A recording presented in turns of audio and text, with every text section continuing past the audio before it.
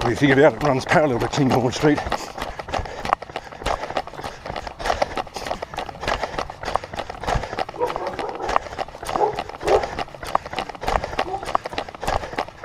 Not what I call a big hill, or even very steep. Gradient's not so high, it just goes on a bit. Some sections where you can, only short sections, but where you can feel the gravel or hear the gravel crunching under your feet with the change from the harder surfaces.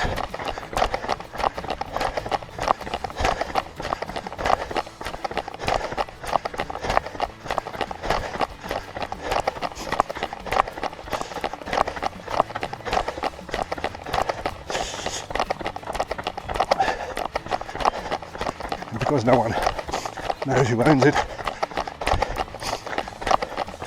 it doesn't get sealed or anything like that. That's okay.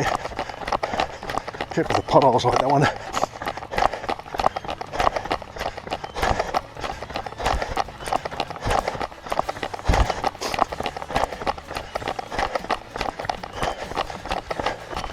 I don't know the name of this street I've just crossed. Might be Avoca Street. No.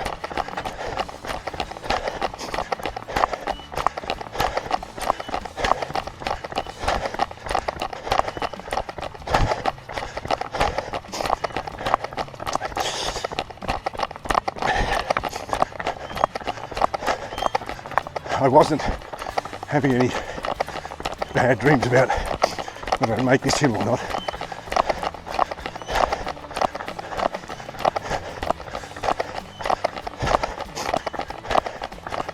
I just assumed I would. We go right at the top here, and it'll put me back on Kinghorn Street.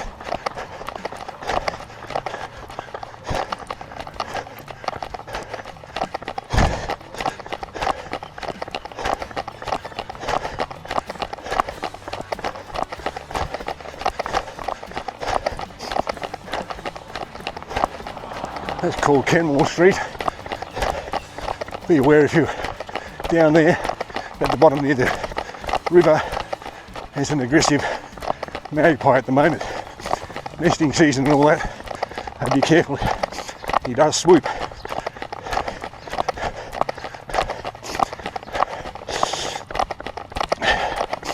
Coming up to St Nicholas's Church.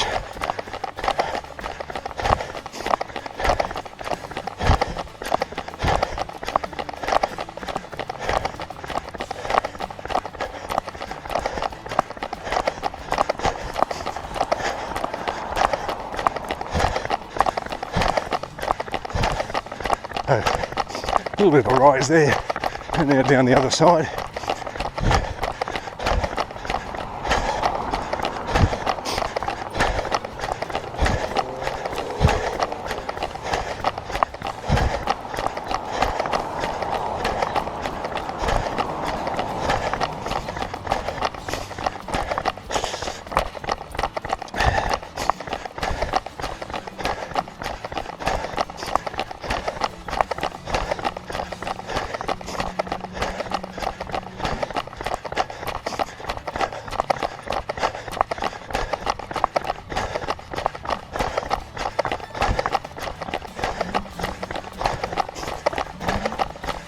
This is Joshua Street at the bottom here. I turn left.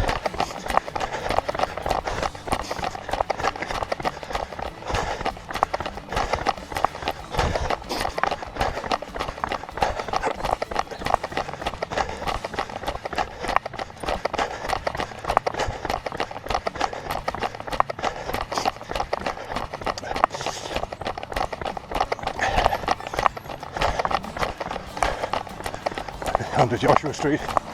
Going, this must be, I can't work out the direction. Kind of northerly. Down towards the police academy and onto the track just before it goes around the back of Tully Park.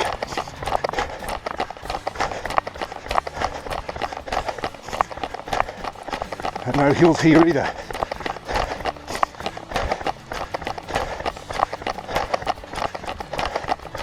I know when it comes to hills, I've seen something on the running channel about this, and I expect that other people do this.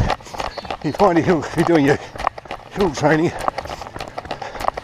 you find a hill, you run up it, and then you run down, and you turn around, run up it again, down again, and up again, down again, and so on. You do that a few times, builds up strength in your legs, stamina, and endurance. And I know that there are people here in Goulburn who train for the City to Surf, and they include some hill work in their weekly routines and running. I've never run the City to Surf. I don't know if I ever will, since it's now suspended again. I know there's an infamous section called Heartbreak Hill. I guess that's why people do all that training for it. Me, I see a hill, I just want to run up it and get the satisfaction of saying, I thought that was going to stymie you, it was daunting, whatever, but you did it.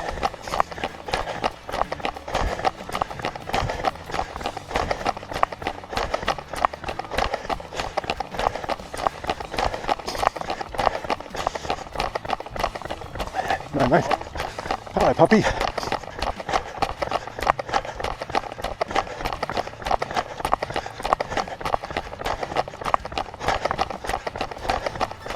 And you can see Joshua Street is a dead end, but there's an off ramp just here that takes you back onto the running track, as I said, just before the loop around Tully Park. I'll be able to see the Joshua Street Bridge there in the background.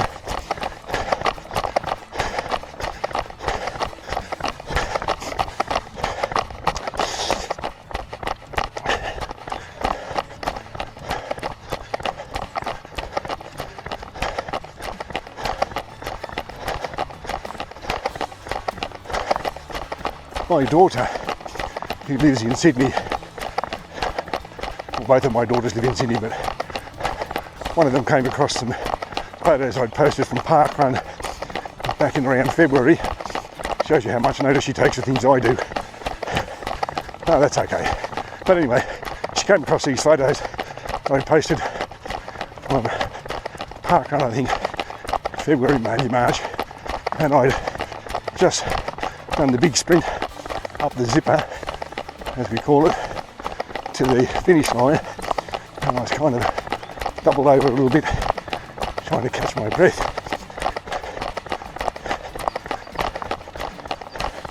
Morning, and she wanted to know if I was chirping, which I took to mean whether I was vomiting, and I tried to explain to her, no, it's just catching my breath, as I thought I'd put in a big finish and maybe recorded a PB or gone close to it. She wouldn't believe that, and so I had to point out that there's no mess on the path, and in any case that I try, certainly on parkrun days and most other days, especially now the weather's warming up, I run on an empty stomach. That is, I've had whatever I had for dinner the night before, but I don't eat before I run, because you're going to have all that heavy weight of food sloshing around in your stomach, and not feeling terribly comfortable, and there was always that possibility that you are going to feel a little bit like chirping, as she would have put it.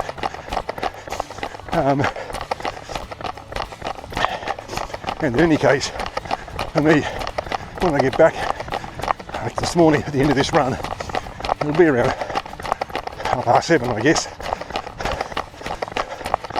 Oh, still plenty of time to enjoy breakfast. Get a shower first, of course. Spoil everyone else's breakfast by my stinky, sweaty smell. But still plenty of time to enjoy breakfast. Hasn't bled into the time that you'd call brunch or some other thing. And it's a way of, if you like, rewarding yourself for the run. All those calories you burned off, kilojoules, whichever you measure it in, you're just going to put back on again. That is the thing I look forward to. So we'll finish running, get home, get some water, get a shower, and then get some breakfast. I don't know about other people now. I sort of brought all that up to wonder about what other people do. I know these people who do things like the City to Surf and those kind of runs, they all do the carbohydrate load the day before. I'm not that good at planning that far ahead, thinking, well, I'm going to do this tomorrow morning, so I better eat this tonight. Like I knew I was going to do this run this morning. Or at least I hoped I was. I hoped I was going to kick myself out of bed and say, come on, no more excuses. You can do it, just get on with it. But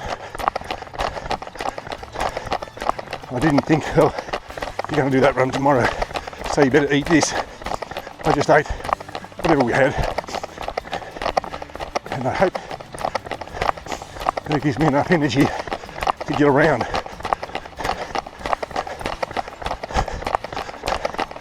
So if you're a runner of any sort and you're watching this video and you feel like offering some feedback, you might tell me what your eating habits are. In other words, do you eat before the run or after the run?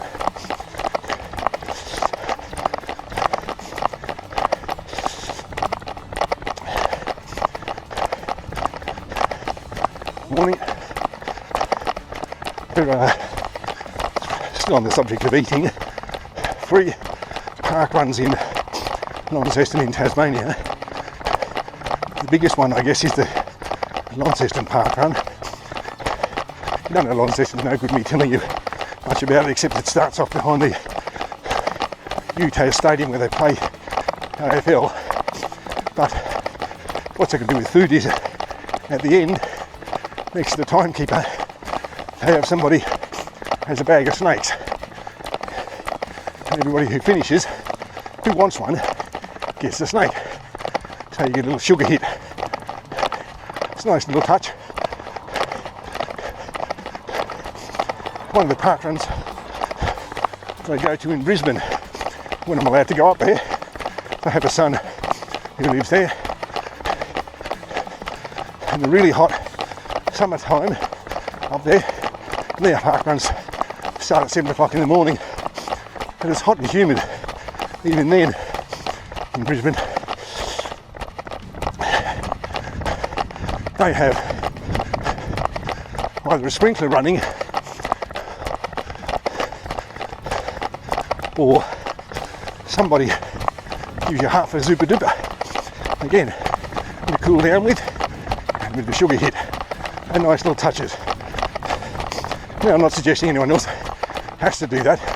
I'm just saying what some people do. You probably recognise this area. It's coming up to the historic residence of Riversdale.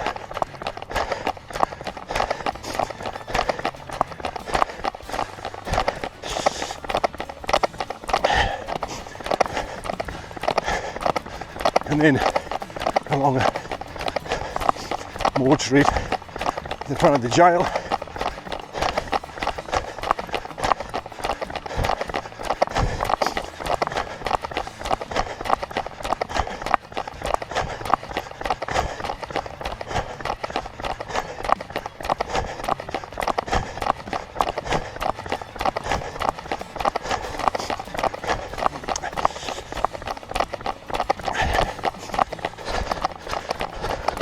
those who are interested in the distance, there are 8Ks into the run.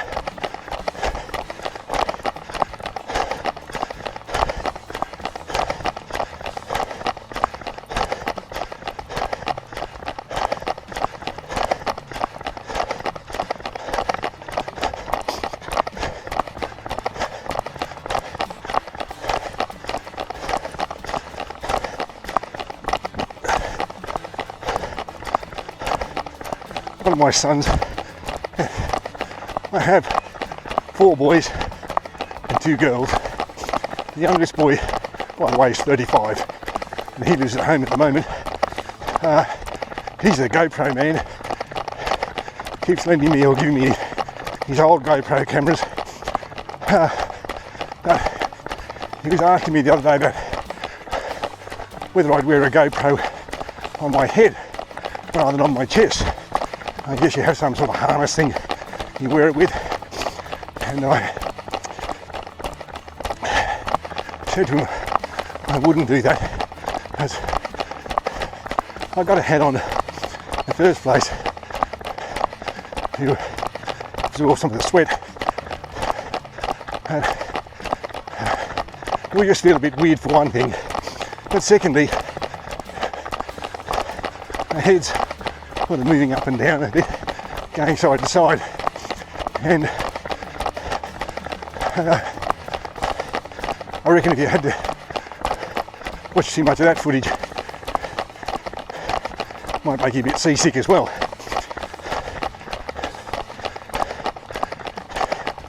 One of the other things you might have come across on my YouTube channel, yes, there's a plug for the YouTube channel, subscribe if you like, share if you like, comment if you want. No commercial arrangements, no money, not touting for subscribers.